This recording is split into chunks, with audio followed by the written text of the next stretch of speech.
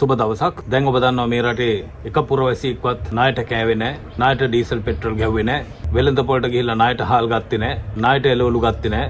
ණයට විදුලිය පාවිච්චි කළේ නැහැ. ණයට වතුර පාවිච්චි කරේ නැහැ. මේ රටේ පුරවැසියෝ තමන්ගේ හැම පරිභෝජන අවශ්‍යතාවයක් සඳහාම ඒ නියමිත මිල ගෙවුවා. එහෙම ගෙවලත් අන්තිමට මේ රට බංකොලොත් වුණා. ඒකට හේතුව තමයි මේ මෑත භාගයේ දේශපාලනයට ආපු මේ මහින්ද කල්ලියත් රනිල් කල්ලියත් උන්ට හේතු වෙලා හිටපු මැති අමතුරු කල්ලියත් අර වටේට ඉඳගෙන කටුලේ වකාපු සෙට් එකත් එකතු වෙලා දිගින් දිගටම මේ රටේ මහජනතාවගේ ධනෙ සූරා කණ්ඩ පටන් ගත්තට පස්සේ ඊටාම කෙටි කාලයක් තුල මේ රට බංකොලොත් වුණා. හැබැයි මේකේ ප්‍රශ්නේ තියෙන්නේ ඒ රට බංකොලොත් කරපුවුන් අදත් නිරූපද්‍රිතව අපෙන් කාලා බීලා අපේ සල්ලි වලින් සියලු වරප්‍රසාද භුක්ති විඳින්මින් සුවසේ ජීවත් වෙනවා කිසි අවුලක් නැතුව. ඒ වුණාට දේශපාලන කල්ලිය නඩත්තු කරන මේ රටේ සාමාන්‍ය මහජනතාව බදු බරින් මිරිකිලා රස්සාවල් නැතුව පොලි අනුපාත අඩු වෙලා හැම දෙයකම මිල වැඩි වෙලා බොහොම නන්නත්තර වෙලා තුෂ්ටිම් භූතව ඉන්නවා. එතකොට ඔබ දන්නවා අපිට IMF ආරික දුන්නත් මෝදි ඇවිල්ලා ණය දුන්නත් යුරෝපා සංගමෙන් ණය දුන්නත් 2028 වෙනකොට ශ්‍රී ලංකාවට ජාත්‍යන්තර වශයෙන් තියෙන ඒ ණය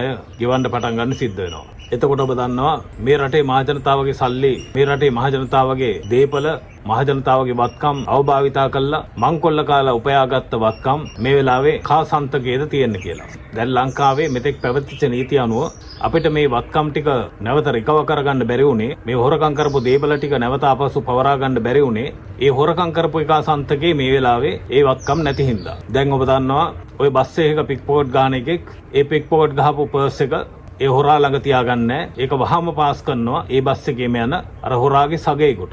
ඒ වගේ තමයි මේ රට මංකොල්ල ගාපු අර අමන දේශපාලඥයෝ සහ උන්ගේ වටේට හිටපු කටුකන් සෙට් එක බොය හොරා කාපු දේපල උන්ගේ නම් වලින් තියාගන්නේ ඒව තියාගන්නේ එක්ක තමන්ගේ ඥාතින්ගේ නමින් එහෙම නැත්නම් තමන්ට හිතවත් තමන්ගේ සේවකයන්ගේ නමින්. එතකොට අපි කොච්චර හොරා කියලා දැනගත්තත් ඒ හොරා නීතිය ඉදිරියට ගෙනාවම මිනිහට ලිස්සලා යන්න පුළුවන් ලේසියෙන්ම.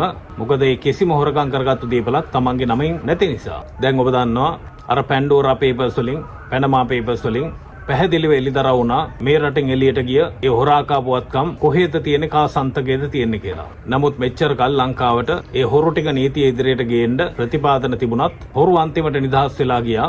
මොකද ඒව ඔප්පු කරගන්න ප්‍රතිපාදන නැති හින්දා. ඉතින් ඒ අවහිරතාවයේ මගහරවමින් අධිකරණ අමාත්‍ය නීතිඥ හර්ෂන් නානායක්කාර සහෝදරයාත් නියෝජ්‍ය අමාත්‍ය නීතිඥ සුනිල් වටකල සහෝදරයාත් එකතු වෙලා 2025 මාර්තු 1 වෙනිදා පාර්ලිමේන්තුවට පනත් කෙටුම්පතක් ඉදිරිපත් කළා. අපරාධයකින් උත්පාදිත දේ පිළිබඳ පනත් කෙටුම්පත කියලා. එතකොට මෙතන අපරාධයකින් උත්පාදිත දේ කියලා කියන්නේ යම්කිසි නීති විරෝධී ක්‍රියාවකින් එහෙම නැත්නම් නීතියට පටහැනි ක්‍රියාවකින් එහෙම නැත්නම් අවභාවිතාවකින් එහෙම නැත්නම් යම්කිසි නොකර හැරීමකින් උපයා ගන්නා දේපල සම්බන්ධවයි. එතකොට මේ පනත් කෙටුම්පත 2025 අප්‍රේල් 8 වෙනිදා පාර්ලිමේන්තුවේදී වැඩි ඡන්දයෙන් සම්මත වුණා කිසිදු සංශෝධනයක් නොමැතිව. එතකොට ඔබ දන්නවා පහුගිය දවස්වල ওই නීති විරෝධී ලෙස උපයාගත් වත්කම් ගැන CID එකෙන් ප්‍රශ්න කරනකොට නාමල් ඇවිල්ලා අර ඩේසි ආච්චිගේ මැණික් මල්ල වගේ සුරංගනා කතා කිව්වා. රෝහිත අබේගුණවර්ධන ණය ගැහුවා. සමහරු CID එක මග ඇරියා. සමහරු දේශපාලන වශයෙන් බලපෑම් කළා. එතකොට ගොඩක් එවුන් අර මට මතක නැහැ කියන සින්දුව කිව්වා. ඉතින් මේ මතක නැහැ කියන උන්ටයි මන් දන්නේ නැහැ මන් දැක්කේ නැහැ කියන උන්ටයි උණ ගැනෙන්න තමයි මේ පනත ගෙනල්ලා තියෙන්නේ. කොටින්ම මේ පනත මං හිතන්නේ මේ ශ්‍රී ලංකා පාර්ලිමේන්තු ඉතිහාසයේ ආණ්ඩු ක්‍රම ව්‍යවස්ථාව වරනකොට සම්මත වෙච්ච අතිශය වැදගත්ම පනත. කොටින්ම මේ පනත අපරාධකාරයෝ හඹාගෙන යන පනතක්. අපරාධකාරයන්ට ඊට පස්සේ ඔය වාංගු ගන්න හම්බ වෙන්නේ අනිවාර්යයෙන්ම මේ පනතේ යටතේ නඩුවක් වැටුනොත් තමන්ගේ වත්කම් උපයාගෙන තියෙන නීති අනුකූල ආකාරයෙන් නෙවෙනව නම් දිගින් දිගට ඔය නඩුව ඇදගෙන යන්න පුළුවන් කමක් නැහැ. අනිවාර්යයෙන්ම දවසින් දෙකෙන් මේ නඩු කටයුත්ත උතනින්ම අවසන් කරන්න පුළුවන්. දැන් මේ අපරාධයකින් උත්පාදිත දේ පිළිබඳ පනත කියන එක පොඩි පනතක් නෙමෙයි. ඒකේ නඩුවහන්නේ අපරාධ නඩු විධාන සංග්‍රහයට අනුකූලව. ඒකත් අපරාධ නඩු විධාන සංග්‍රහය වගේම ටිකක් ලොකු පනතක්. ඒක ඊටාම පැහැදිලි ලෙස ප්‍රතිපාදන දක්වලා තියෙනවා. ඔය හොරුන්ට රින්ගන්න පුළුවන් පොඩි පොඩි හිල් නැතුව. ඒ විතරක් නෙමෙයි මේ පනත යටතේ උදර්පණයේ සම්බන්ධ නීති ප්‍රතිපාදන තියෙනවා. එතකොට ඊට පස්සේ අර රනිල් රාජපක්ෂ තමන්ගේ හිතවත්කමට මහ බැංකුව අධිපති කරපු අර්ජුන් මහේන්ද්‍රලාට සිංගප්පූරුවට හැංගිලා ඉන්න පුළුවන් කමක් නැහැ. ඒ පනත අනුව අනිවාර්යයෙන්ම වුන් ලංකාවට ගෙන්නන්න පුළුවන්. එතකොට උදර්පණ නීතිය විතරක් නෙමෙයි දූෂණයට එරෙහිව එක්සත් ජාතීන්ගේ සම්මුතියටත් අනුකූලව මේ පනත සංග්‍රහගත කරලා තියෙනවා. එතකොට මේ පනතේ ප්‍රතිපාදන සම්බන්ධයෙන් ඊටාම පැහැදිලිව ඒ පත් කරන්න ඕනේ ආයතන, ඒකේ ව්‍යුහය, ඒකේ සංයුතිය, එතකොට මේ ක්‍රියා කරන්න ඕනේ ආකාරය, එතකොට ඒකේ අර්ථ නිරූපණ, ඒ සියල්ලම ඉතා පැහැදිලිව මැනවින් සංග්‍රහගත කරලා තියෙනවා. ඒ විතරක් නෙමෙයි දැන් මේ රටේ මිනිස්සු බයයි ඔය ආයතාලේ සවත්කම් උපයගෙන ඉන්න හොර දේශපාලඥයෝ ගැන තොරතුරු සපයන්නත් ඒව ප්‍රසිද්ධ කරන්නත්. මොකද මේ රටේ මිනිස්සු බයයි යම් හේකින් නැවත වුන් බලයටපත් වුණොත් අර දේශපාලකයන්ට ඔවුන්ගෙන් පරිගන්න අවස්ථාව තියෙනවයි කියලා හිතන හින්දා. හැබැයි ඒකටත් විසඳුමක් මේ පනත යටතේම යෝජනා කරලා තියෙනවා. ඒ තමයි අපරාධයෙන් උත්පාදිත වත්කම් සම්බන්ධව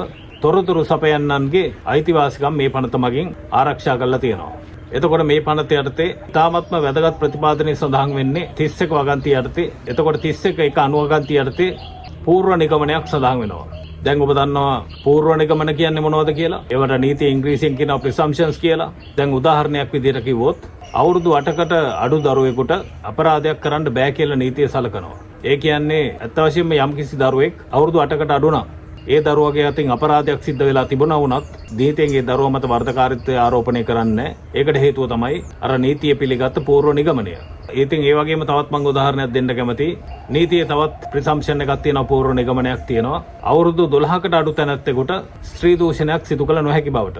ඒ කියන්නේ අවුරුදු 11යි මාස 11ක දරුවෙක් අත් වශයෙන්ම යම්කිසි ස්ත්‍රී දූෂණයකට සම්බන්ධ වුණත් ඔහුට නීතිය මගින් වර්ධකාරීත්වය ආරෝපණය කරන්නේ ඒ නීතියේ තියෙන පූර්ව නිගමනය හන්දා. ඉතින් මේ අපරාධයකින් උත්පාදිත දේ සම්බන්ධ පනතේ තියෙන වැදගත්ම පූර්ව නිගමනය තමයි මුදල් හෝ දේපල තමන් අයථාන්තමෙන් උපයාගෙන ඉන්නවා නම් ඒ උපයාගත් දේපල සම්බන්ධයෙන් තමන්ට සාධාරණ පැහැදිලි කිරීමක් කරන්න බැරි නම් ඒ පනතම යෝජනා කරනවා තමන්ට එහෙම පැහැදිලි කරන්න බැරි ගැටලුවක් තියෙනවා කියලා. එතකොට අර දේශීය ආර්ථික මැණික් මල්ලේ කතාව මට මතක නැහැ කතාව කියලා එක එක නයි අරින්න පුළුවන් කමක් නැහැ. ඒ පනතේ ඒ වගන්තිය යටතේම යෝජනා කරනවා. ඒ පනතේ ඒ වගන්තිය යටතේ ඒ දේපල තහනමට ගන්න පුළුවන්. ඒ දේපල සංරක්ෂණය කරන්න පුළුවන්. එහෙම නැත්නම් අධිකරණයේ වශයෙන් ඒ දේපල ක්‍රියා විරහිත කරන්න පුළුවන්. එහෙම නැත්නම් ඒ දේපල රජය සතු කරගන්න පුළුවන්. ඒ කියන්නේ රාජසන්තක කරන්න පුළුවන්. දැන් අර මල්වානි බංගලාව පිළිබඳ නඩුව වෙලාවේ බැසිල් රාජපක්ෂ කිව්වා ඒක මගේ නෙමෙයි කියලා. එතකොට ওই තරම් දුර දෙක නඩු ගෙනියන්න ඕනේ නැහැ. දැන් මේ පනතෙන්ම තියෙනවා ඒ 34 එක වගන්තිය ප්‍රතිපාදන අනුවම Tamante එහෙම පැහැදිලි කිරීමක් කරන්න බැරි නම් ඒ දේපල රාජසන්තක කරන්න පුළුවන් කියලා. එතකොට රාජසන්තක කරාට පස්සේ මේ දේපල ආණ්ඩුවට ගත්තට පස්සේ ආණ්ඩුවට පුළුවන් මේ දේපල වෙන්දේසි කරලා මුදල් බවට පරිවර්තනය කරන්න මේ රටේ මිනිස්සුන්ගේ දේපල නැවත මිනිස්සුන්ටම ලබා දෙන්න. එතකොට ඔබ දන්නවා මේ පනත සම්පූර්ණයෙන්ම ක්‍රියාත්මක වෙන්නේ අපරාධ අධිකරණයක. එතකොට මේ චෝදනා සියල්ලම අපරාධ චෝදනා.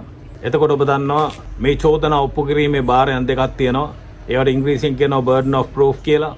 ඔය ඉඩ කඩන් නඩු, විවාහ නඩු වගේ ඒවා ඔප්පු කරන්න ඕනේ භාරය තමයි සාක්ෂිතා වැඩිබර සාක්ෂි. ඒ කියන්නේ සිවිල් සාක්ෂි මගින් වැඩිබරකින් ඔප්පු කරොත් පැමිණිල්ල හරි වෙත්ති හරි ඒකට කියනවා වැඩිබර සාක්ෂි කියලා. හැබැයි අපරාධ නඩු ඔප්පු කිරීමේ භාරය ඊට වඩා වෙනස්. සාමාන්‍යයෙන් අපරාධ නඩුවක් ඔප්පු කරන්න ඕනේ සාධාරණ සැකෙන් ඔබට. ඉංග්‍රීසියෙන් කියන්නේ beyond reasonable doubt.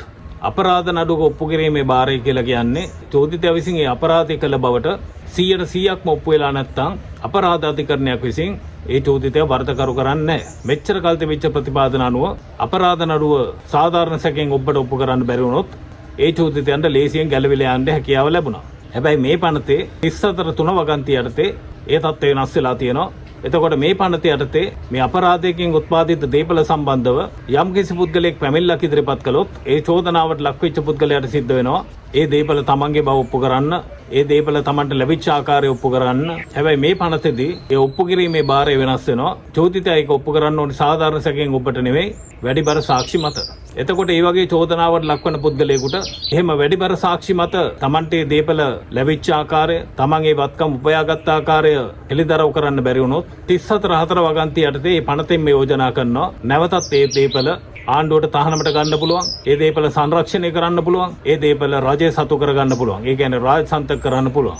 දැන් එතකොට ඔබට පේනවා ඇති මේ මහ ජනතාවගේ දේපල අයථාන්තමින් අවභාවිතා කළා, හොරකම් කළා, මංකොල්ල කාලා මොන ස්විස් බැංකුවේ දාගෙන හිටියත්, සීෂෙල්ස් වල හංගලා තිබුණත්, උගන්ඩාවේ හංගලා තිබුණත් මේ පනත යටතේ අනිවාර්යයෙන්ම ඒ චෝදනාවට ලක්වන පුද්ගලයන්ට ඒ වත්කම් උපයාගත් ආකාරය ඩික්ලෙයාර් කරන්න බැරි නම් අනිවාර්යයෙන්ම ඒ දේපල රාජසන්තක වෙනවා. එතකොට ඒ දේපල ලංකාවේ තිබුණත්, ඇමරිකාවේ, එංගලන්තේ, ප්‍රංශයේ, ඩුබායි වල, මෝල්ඩිව්ස් වල කොහෙ තිබුණත් මේ පනත යටතේ දේපල රාජසන්තක කරන්න පුළුවන්. එතකොට මේ පනත ක්‍රියාත්මක වෙන්න පටන් ගත්තට පස්සේ අර hina වී මයික් වලට බලු කේන්ද්‍ර ගානේ උන්ට අර මහවුල ගෙදර කූරු ගණමින් බලු කේන්ද්‍රය ගන්න පුළුවන්. බොහොම ස්තුතියි.